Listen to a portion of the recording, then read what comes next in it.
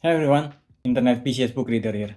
Today I want to talk about Rental Person Who Does Nothing by Shoji Morimoto. I think I heard about Shoji Morimoto back then along with many other people from the short 2-minute video from South China Morning Post 2 years ago that now have 7.4 million views.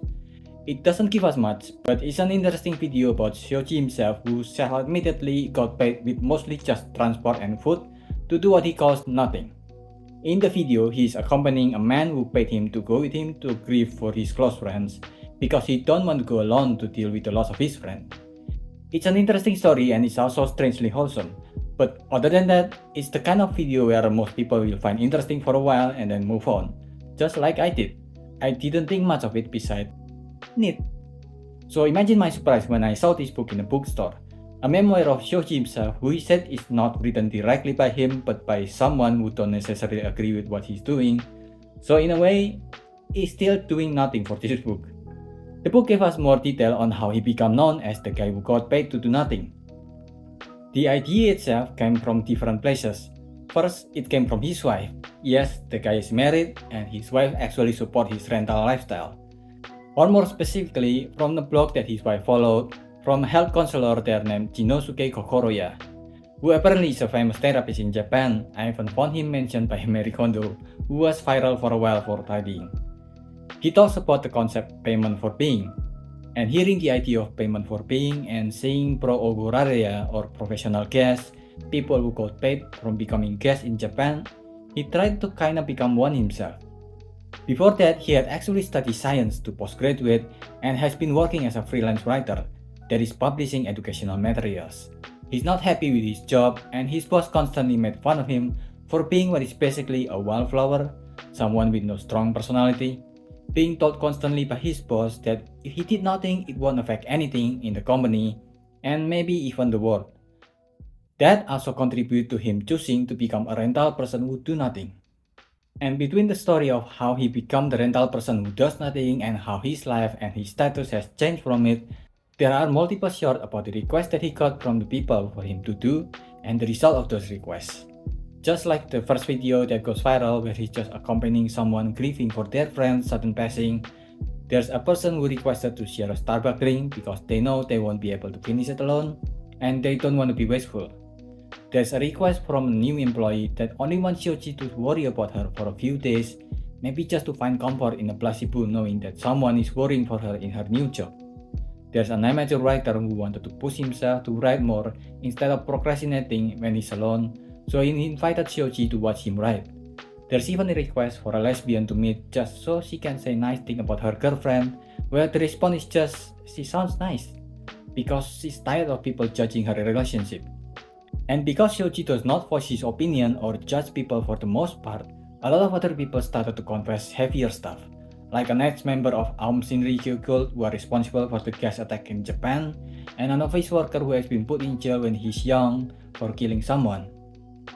Shoji described a lot of the requests that he did as nothing. So a lot of them can be just for fun for someone just trying something so niche and novel, but there are a lot of times that Shoji can help become a catalyst for someone who's stuck. Like the first video where he helped someone move forward with his grief again. And just like that first video, in the book there's even someone who used to be so depressed that they've started hoarding trash in their house and wanted to clean up.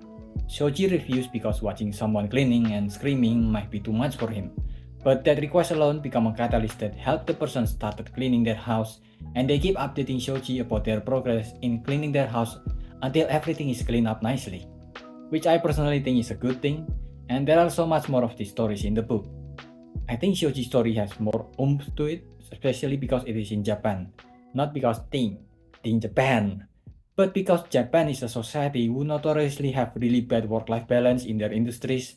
Terms like buraku kihyo or black company, there is basically a form of wage slave companies that doesn't treat their workers as human beings, and karoshi or overwork death where people are being overworked literally to death. Yes, not figuratively, literally. This has become quite norm in a lot of places there that they made a term for them.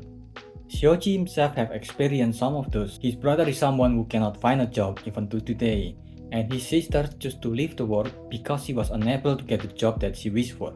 So seeing him thrive in a way that is so against that norm is in a way kinda amazing. I think some people might be bitter and jealous from a person who I guess succeeded in doing nothing, but the nothing that Shoji is doing for his job is in a way kinda like people in YouTube or Twitch that a lot of the time make a living for doing nothing on the internet, and most of the time to a much larger audience with much better pay. And to top it off, he's done it without all the drama.